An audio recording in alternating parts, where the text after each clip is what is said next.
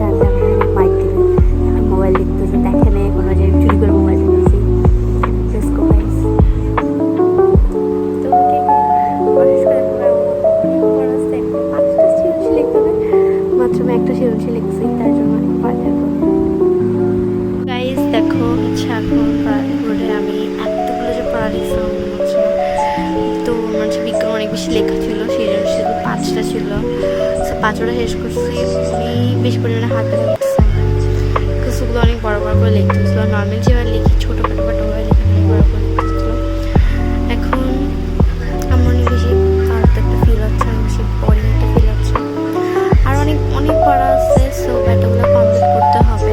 তো এখন একটু পরে কমপ্লিট করবো, বিকজ আমার এখন পড়তে ইচ্ছা করতেছে না। দেখে একটা জিনিস যদি একটা করতে থাকে মন চায় না, থেমে থেমে কোনো ক্লাস করা যায়। তো তার জন্য হচ্ছে এখন আমি একটু রোবলক্স করবো, দেন তারপর হচ্ছে আমার পড়তে বসবো। দেখো সরি ভিডিওটা করতে একদম দেখলাম, কারণ আমার সময় বেশি টাইট লাগছিল।